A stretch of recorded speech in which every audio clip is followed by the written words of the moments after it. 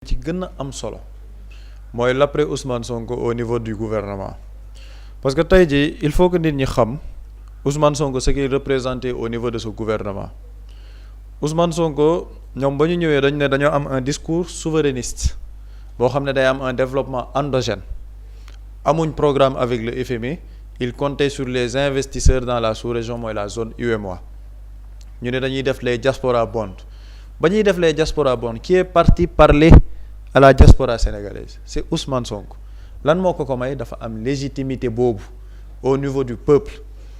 Ousmane Sonko était une garantie pour l'État du Sénégal par rapport aux investisseurs moo tax fi ñu nar a dugg ji lu doy waar la moo tax ñi dugal lii ci le président Bassirou Diomaye Faye seen intérêt képp moo leen def loolu mais du intérêt réew mi parce que lu tax ma naan intérêt réew mi yan orientation moo nar a am déjà sur le plan diplomatique bi ngay junj ñun gis nañu relation yi nga xamante ni ñu ngi ko nekk di construire dans un multilatéralisme intégral maanaam tey jii le Sénégal n'est pas contre la France n'est pas contre les États-Unis mais le Sénégal est d'abord pour lui-même ba pare ubbi boppam aux pays étrangers dans un partenariat mutuellement gagnant loolu lan moo ci doon objectif bi mooy wàññi France doole gi nga xamante ne ak coude bi mu teg suñu ndoot loolu moom moo waral yenn positionnement yu bëri au niveau des pays africains moo tax ñu naan le ministère de l'intégration africaine et des affaires étrangères parce que am na yu bëri yu ngi ko doon bëgg a nas le projet de Ndayane importance bi mu waroon am le port de Ndayane par rapport ak relier le corridor africain chemin de fer bi nga xamante ne ñu ngi ko bëgg yóbbu woon ba Tambacounda c'est-à-dire que il y a des projets importants yu ñu waroon lier avec les pays africains relation yi ñu nekkoon di tabax aussi wala di continuer di gën a dëgëral avec la Turquie avec la Chine lan moo tax relation yi ñu doon am ak Chine gën a huilé il y a cette partie étatique mais il y a aussi cette partie politique parce que le parti PASTEF et le parti communiste chinois bi nga xamante ne ñoom ñooy diriger l'état central dañoo am sax une convention de partenariat donc relation yooyu da doon gën a huilé ak yeneen notamment les pays du Golfe léegi tey ji bu ñu toogee ñu ne Ousmane Sonko boobu dàq nañ ko mais tu penses que les investisseurs comment ils vont réagir ban situation moom moo nar a ñëw Sénégal et tey ji bu ñu yemee rek ci plan diplomatique bi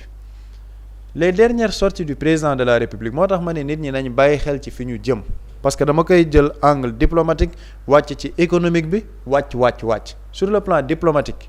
moo tax ma ne keroog le fait que le président de la République dem gisi ji Emmanuel Macron au Kenya ba ñu ne dañoo waxtaan am ñu titre ñu ne Diomaye Macron rassure Diomaye par rapport à la gestion de nos finances publiques lan moo nar a nekk nos relations avec la France nan lañ ko nar a déterminer waate par rapport ak loolu benn deuxième option bi mooy par rapport ak FMI mais quelle sera la nature de la relation entre le Sénégal et le FMI lan mooy nekk nature bi parce que tey jii boo xoolee le Sénégal dañoo nekk dans une option souverainiste il refuse la restructuration de la dette l'État du Sénégal te foofu il faut une précision restructuration wu dette boobu ce n'est pas une posture uniquement de Ousmane Sonko loolu il faut ñu koy leeral ce n'est pas uniquement une posture de Ousmane Sonko te loolu Ousmane Sonko am na benn rencontre bu ñu doon def fii au Sénégal boo xamante ni junj woon na ci loolu par rapport ak tey jii lan mooy posture État du Sénégal ci li nga xamante ni moom mooy restructuration wu dette bi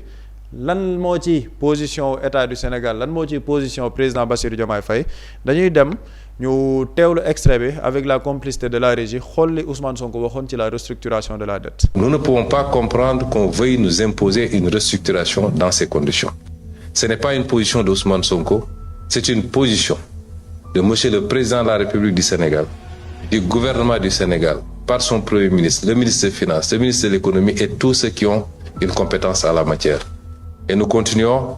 à rester sur cette position, rien n'a changé. ñoo ko teewloondoo Ousmane Sonko nee na la position du Sénégal par rapport à la non restructuration de la dette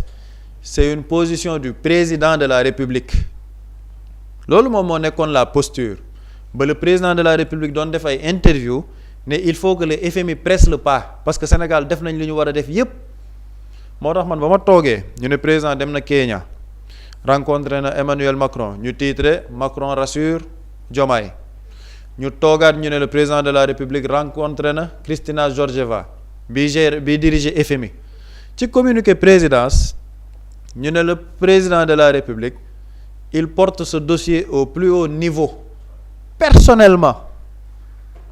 à la recherche de la meilleure issue pour le pays yàlla def na ni communication xam nañ ci as toq c'est très subtil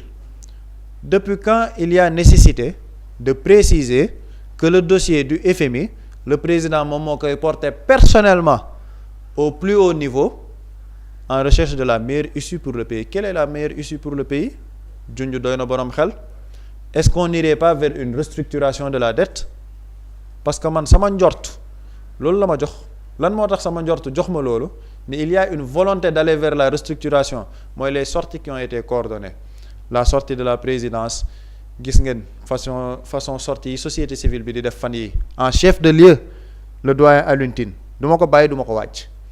parce que fan yi yëpp mu ngi génn di wax naan il faut qu'on dépassionne les débats sur la restructuration de la dette angle négatif bi ñu koy jëlee dañoo war a xool les effets positifs de la restructuration de la dette te pourtant ñoom ñoo gën a xam les effets de la restructuration de la dette. Quels sont les effets de la restructuration de la dette? Politique d'austérité, les dépenses publiques dañ koy wàññi, les subventions sur les denrées alimentaires day dëñ, ceeb day yokk, courant bi les subventions sur l'énergie day dëñ, courant day yokk, ceeb day yokk, diwlin day yokk, lépp ay yokk. Loolu yëpp ce sont les effets de la restructuration. FMI mën na ko imposer à l'État du Sénégal. Lan mooy effet bi ci gën a doy waar notre politique endogène notre politique souverainiste dañ koy tegee na le plan de redressement économique et social rangé aux oubliettes ñu toog jékki saay rek xam nga moo tax ma sànq may junj tappalekat bi naan est-ce que Ousmane Sonko bu demee mooy ni xaalis bi day ñëw si on dit qu'on va vers la restructuration de la dette te loolu du yomb dinaa ci ñëw buñ demoon ba dans un cas ñu ne loolu am na mooy FMI mën na décaisser xaalis wala même bu décaissewul parce que loolu tamit subtilité la mën na ñëw ne moo on n'a pas reçu de fonds d'argent de la part du FMI. C'est possible dans un programme du FMI de ne pas avoir de décaissement mais d'avoir des garanties pour les autres marchés internationaux ñu ne xëpp xaalis ci biir réew mi gars yi di gis ay infrastructures yu commencé fël la projet bi def nañ ko lii projet bi def nañ ko lële mais la question mooy les problèmes structurels yu ñu am par rapport à notre économie fii wag 10 ans 15 ans nan la dara nekk est-ce que notre agriculture dinañ ko def ni ñu ko war a def est-ce qu'on aura les conditions d'une économie compétitive dans ce pays loolu moom mooy gëstu bi nit ñi war a gëstu et loolu moom mooy les effets pervers de la restructuration de la dette man fekkeewu ma ko mais gëstu naa ci tuuti les effets de l'ajustement structurel sous Abdou Diouf moo ñu topp ba en 2026 donc imaginons un peu la restructuration de la dette yan effet la mën a indi pour ñu ne woon vision 2050 donc fii ak 2050 le Sénégal aura une économie dévoyée une économie exogène boo xamante ne du ñu maîtriser dara bu boobaa crise bu mënti am ci àdduna bi on sera très vulnérable yaakaar teranga ñu ne nationalisation bu ñu demoon vers la restructuration da ngay toog tuuti ñu ne la am na beneen compagnie étrangère bu ñëw signer avec l'État du Sénégal parce que soi-disant l'État du Sénégal n'a pas les moyens financiers pour mën a def projet d'envergure bi mën nañ indi benn compagnie américaine wala benn compagnie française ne ñoom ñooy def l'exploitation ICS bi ñuy wax ni dañ ko naroon nationaliser pour le phosphate dañuy dem IPP dem uti ji yeneen partenaire privé loolu moom mooy les conditions d'une économie dévoyée loolu moom mooy danger bi nar a ñëw nit ñi war ci bàyyi seen xel ñi nga xamante ne ñoom ñooy xambu coow lii nii maanaam les démons de la division fii la ñu bëgg yóbbu Sénégal te les investisseurs là ils suivent le cours politique ñoom xam nañ dañuy jot ay rapport le président de la République a certes la légitimité légale mais Ousmane Sonko a la légitimité populaire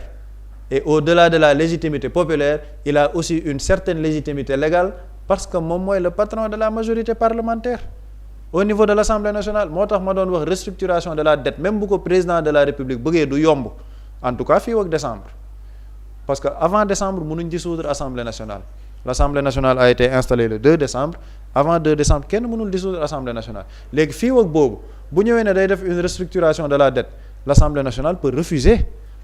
parce que les budgets sont votés au niveau de l'Assemblée nationale boo bëggee def une restructuration de la dette il faudra une nouvelle loi boo xamante ni ce sera une loi des finances rectificative.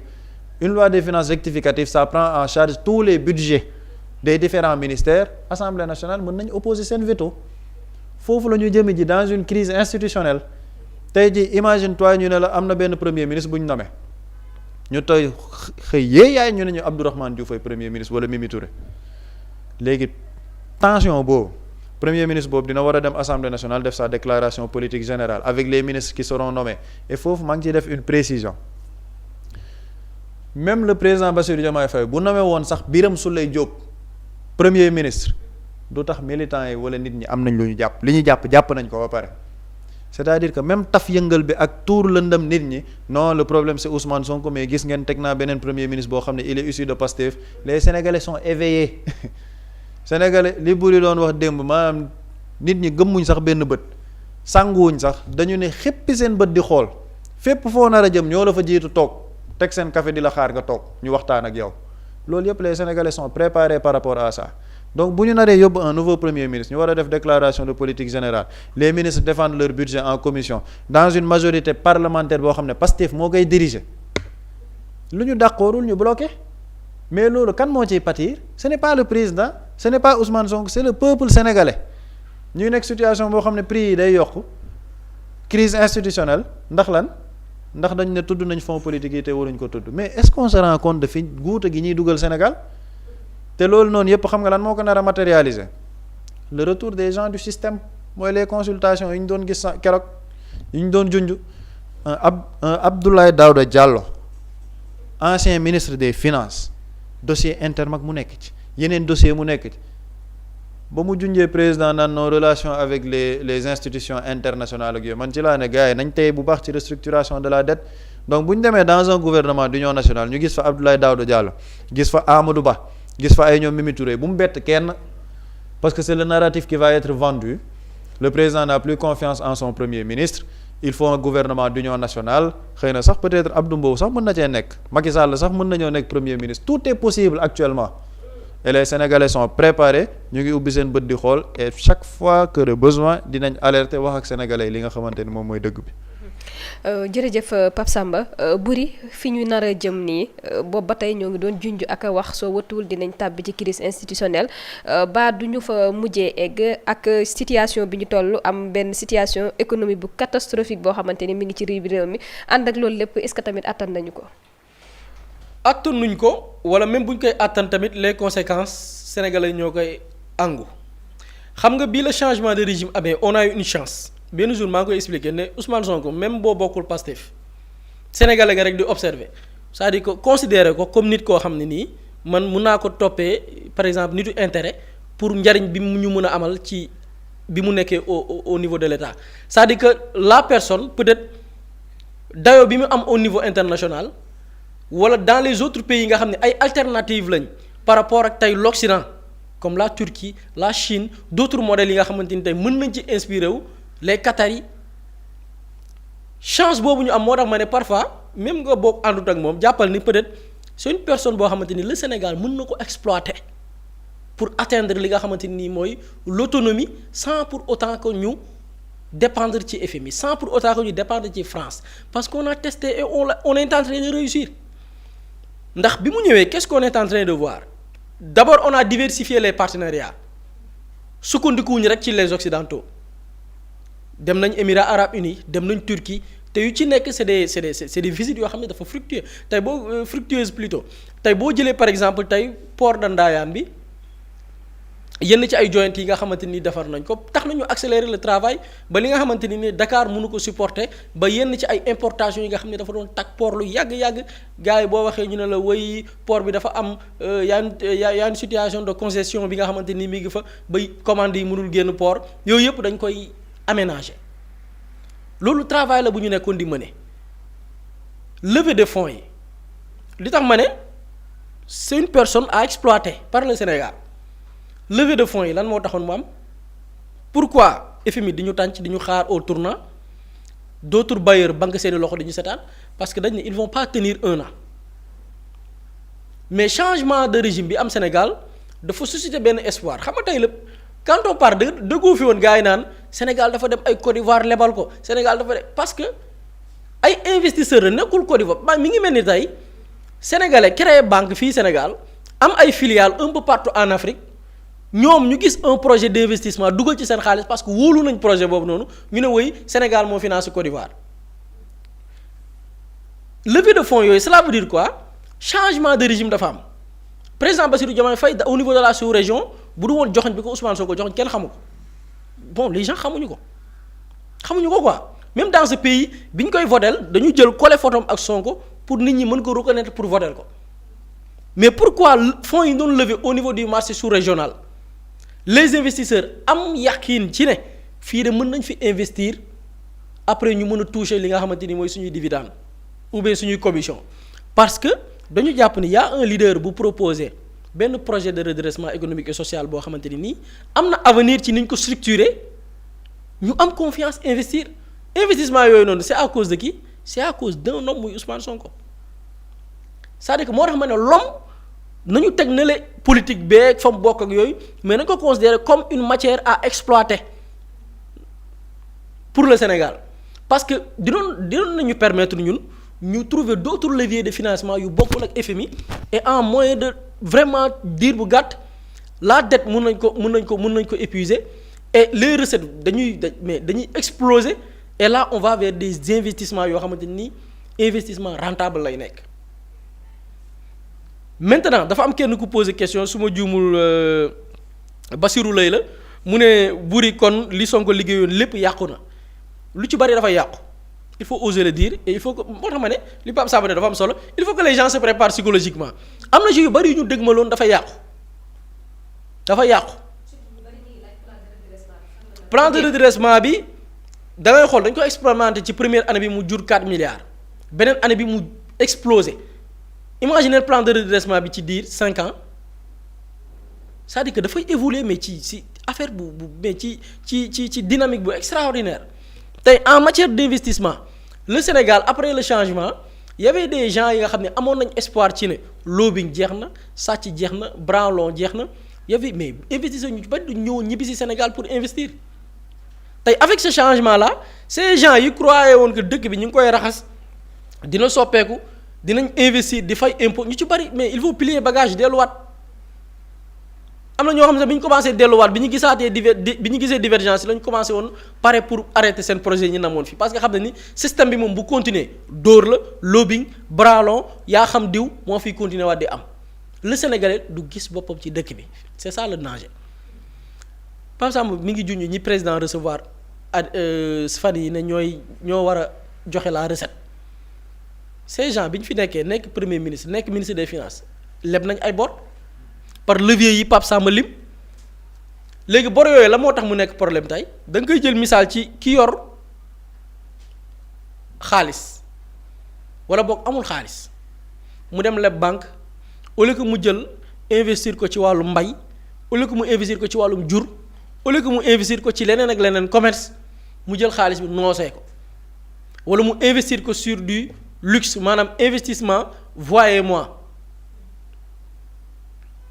kooku alal ji nu mu koy def nu muy mujj ak alal ji da koy investir ci loo xam ne du rentable mais tout le temps continuer di wut yeneen recette pour fay bor bi Sénégal ministre yi ñu recevoir fan yii di président Diomaye recevoir premier ministre ancien ministre des finances nii lañ defoon suñu xaalis bor yi ñoom ñoo ko doon endossé ñoo doon joxe les autorisations ñoo ko doon inscrire au niveau des lois de finances pour investir ci yenn secteurs des secteurs qui ne sont pas rentables boo demee lire les lois de finances par rapport dans la partie recette lu ci bari ci recette yi lan la impôt la leb la ay bor la pourquoi parce que ñi fi jiitu woon seen investissement yi ce n'est pas des investissements prioritaires